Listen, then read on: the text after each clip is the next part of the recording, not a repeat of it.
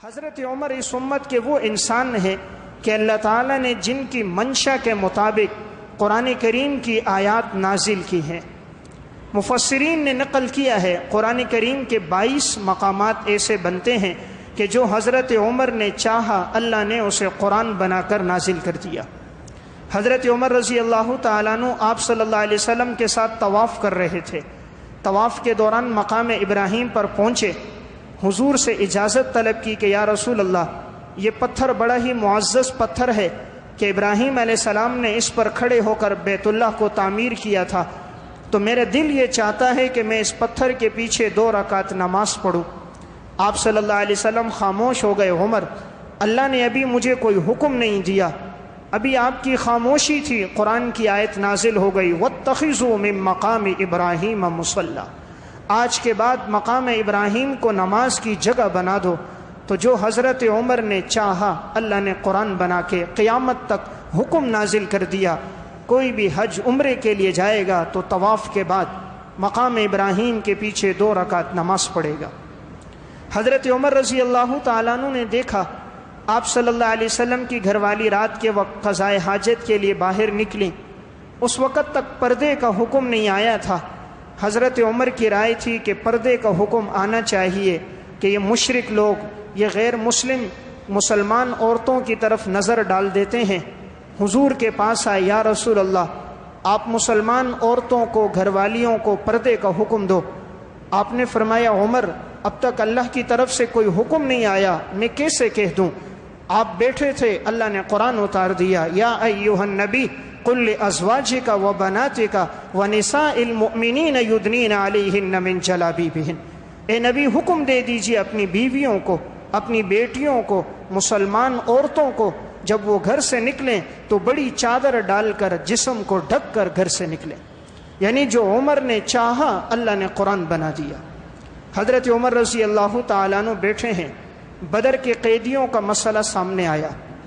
بدر میں 70 کفار مارے گئے اور 70 قیدی بن گئے۔ ان قیدیوں میں آپ صلی اللہ علیہ وسلم کے چچا حضرت عباس بھی تھے اور حضرت علی کے بھائی عقیل بھی موجود، اور قریش کے اور بھی بہت سے افراد تھے۔ حضور نے صحابہ سے رائے لی کہ ان قیدیوں کا کیا کیا جائے۔ ابو بکر صدیق رضی اللہ تعالیٰ عنہ نے فرمایا، یا رسول اللہ، ان میں سے بعض آپ کے رشتہ دار ہیں، بعض اور صحابہ کے بھی ہیں، تو ان کے 70 آدمی پہلے مارے گئے، اس وقت ہمیں مال کی بھی ضرورت ہے، اس لیے کہ مسلمانوں کا مال جتنا ہے وہ مکہ میں رہ گیا، ہجرت کر کے آئے ہیں تو خالی ہاتھ آئے ہیں، ہم ان سے کچھ فدیہ لے لیتے ہیں اور انہیں چھوڑ دیتے ہیں، شاید اللہ ان میں سے بعض کو مستقبل میں ایمان کی توفیق دے دے۔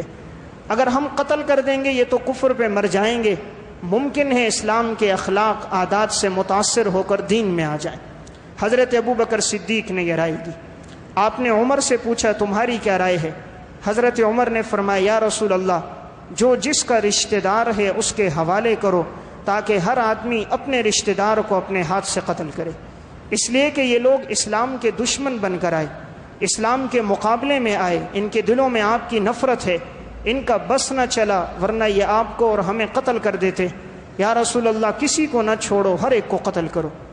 آپ صلی اللہ علیہ وسلم نے اور صحابہ سے بھی رائے لی۔ حضرت سعد اور حضرت عمر کی رائے قتل کی تھی، ابو بکر صدیق کی رائے قتل کی نہیں تھی۔ آپ صلی اللہ علیہ وسلم چونکہ وما ارسلناک الا رحمۃ للعالمین ہے، جہان کے لیے رحمت بنا کر بھیجے گئے ہیں، تو آپ کو ابو بکر صدیق کی رائے پسند آئی اور قیدیوں کو فدیہ لے کر چھوڑ دیا۔ اگلا دن جیسے ہی یہ دن گزرا، اگلے دن آپ صلی اللہ علیہ وسلم بیٹھے رو رہے ہیں، ابو بکر صدیق بھی قریب بیٹھے، آنکھوں سے آنسو بہہ رہے ہیں۔ اتنے میں حضرت عمر آ گئے، فرمایا، یا رسول اللہ، کس چیز نے آپ کو رلا دیا؟ آپ کیوں پریشان اور غمگین ہیں؟ آپ نے فرمایا، عمر، جو رائے تم نے اور سعد نے دی تھی وہ اللہ کو پسند آ گئی۔ اللہ کا عذاب اس درخت کے قریب آ گیا تھا، اگر یہ عذاب اترتا تو کوئی بھی نہ بچتا سوائے عمر اور سعد کے۔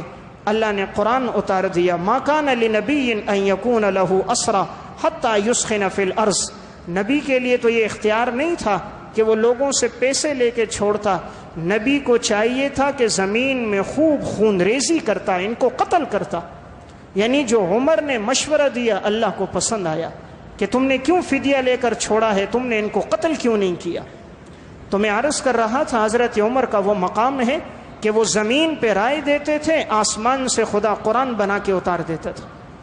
آپ صلی اللہ علیہ وسلم موجود ہیں، عبداللہ ابن ابی ابن سلول رئیس المنافق ہے، اس کا انتقال ہو گیا۔ یہ وہ بدبخت انسان تھا جس نے ام المومنین حضرت عائشہ صدیقہ رضی اللہ تعالیٰ عنہ پر زنا کی تہمت لگائی تھی، اور مدینے میں اس تہمت کو پھیلایا تھا کہ معاذ اللہ انہوں نے حضرت صفوان ابن معطل سے زنا کیا۔ آپ صلی اللہ علیہ وسلم پورا مہینہ بڑے غمگین اور پریشان تھے۔ تو جب اس کا انتقال ہوا تو اس کا بیٹا عبداللہ آیا، وہ چونکہ نیک صالح متقی صحابی تھا، تو اس نے آ کر کہا یا رسول اللہ آپ میرے والد کی نماز جنازہ پڑھا لیجئے۔ آپ صلی اللہ علیہ وسلم نماز جنازہ پڑھانے کے لیے چلے آئے۔ حضور اس لیے آئے کہ میں جب اس کی نماز جنازہ پڑھاؤں گا تو انشاءاللہ اس کا اچھا اثر پڑے گا منافقین پر، اور یہ لوگ ایمان میں داخل ہو جائیں گے۔ اور آپ اس لیے بھی آئے کہ ان کا حضور پر ایک احسان تھا کہ جب بدر کے قیدی آئے تھے تو حضرت عباس کا کوئی لباس نہیں تھا، تو ان کا قد بڑا تھا، تو عبداللہ بن ابی نے اپنا لباس دیا تھا۔ تو آپ صلی اللہ علیہ وسلم چاہتے تھے ان کے احسان کا بدلہ دنیا میں دے دوں، تو جب ان کے بیٹے نے لباس مانگا تو آپ نے اپنا کرتا دے دیا۔ اب حضور ان کی نماز جنازہ پڑھانے لگے، کھڑے ہو گئے۔ حضرت عمر رضی اللہ تعالیٰ عنہ پیچھے تھے، آپ صلی اللہ علیہ وسلم کے دامن کو پکڑا اور کہا یا رسول اللہ آپ ان کی نماز جنازہ نہ پڑھائیے۔ حضور نے پوچھا عمر کیوں نہ پڑھاؤں؟ کہا انہوں نے آپ کی عزت پہ تہمت لگائی ہے، آپ نماز جنازہ نہ پڑھائیے۔ آپ نے فرمایا عمر اللہ نے مجھے ابھی تک منع نہیں کیا۔ آپ چونکہ رحمت للعالمین تھے تو آپ صلی اللہ علیہ وسلم نے نماز جنازہ پڑھا لی۔ صحابہ میں اتباع کا جذبہ تھا، جب حضور نے پڑھائی تو حضرت عمر پہلی صف میں کھڑے ہو گئے، نماز جنازہ پڑھ لی۔ نماز جنازہ ختم ہونی تھی، اللہ نے قرآن اتار دیا لا تصلی علی احد منہم مات ابدا ولا تقم علی قبری۔ آج کے بعد کسی منافق کی نماز جنازہ بھی آپ نے نہیں پڑھانی، اور آج کے بعد کسی منافق کی قبر پر آپ نے کھڑا بھی نہیں ہونا۔ اللہ نے عمر کی رائے کو اتنا پسند کیا، حضور کو حکم دے دیا آج کے بعد نہ منافق کی نماز جنازہ پڑھاؤ گے اور نہ منافق کی قبر پر جا کر آپ کھڑے ہوگے۔ تو میں بتا رہا تھا کہ عمر کا مقام اتنا کہ حضرت عمر رائے زمین پر دیتے ہیں اور اللہ آسمان سے قرآن بنا کر قیامت تک کے لیے اسے اتار دیتا ہے۔ جب آپ صلی اللہ علیہ وسلم کی گھر والی حضرت خدیجہ پہ حضرت عائشہ پہ تہمت لگی، حضور صحابہ سے مشورہ لے رہے تھے کہ تمہاری کیا رائے ہے اس پر۔ مختلف صحابہ نے مختلف آراء دی۔ جب عمر سے پوچھا گیا عمر تمہاری کیا رائے ہے، کیا میری گھر والی عائشہ کوئی ایسی حرکت کر سکتی ہے؟ حضرت عمر نے فرمایا سبحانک ھذا بہتان عظیم، یہ بہت بڑا بہتان ہے جس نے لگایا ہے، آپ کی گھر والی کبھی ایسی حرکت نہیں کر سکتی، اس لیے کہ جو رب یہ برداشت نہیں کرتا کہ آپ کے جسم پر گندی مکھی بیٹھ جائے، وہ کیسے برداشت کر سکتا ہے کہ آپ کے بستر پہ غلط عورت آ جائے؟ جو آپ پر مکھی کا بیٹھنا گوارا نہیں کرتا تو لم یقع الذباب علیہ قط، حضور کے جسم پر کبھی مکھی نہ بیٹھی، تو کہا جو آپ کے جسم پہ مکھی کا بیٹھنا گوارا نہ کرے وہ آپ کے بستر پہ غلط عورت کو کیسے گوارا کر سکتا ہے؟ تو عمر نے کہا سبحانک ھذا بہتان عظیم، یہ بہت بڑا بہتان ہے۔ اللہ کو جملہ اتنا پسند آیا، اسی جملے کو اللہ نے قرآن بنا کر نازل کر دیا۔ یعنی عمر کا یہ مقام کہ جو کہتے ہیں خدا قرآن بناتا ہے، تو اسی حضرت عمر کی شہادت ہے آج سے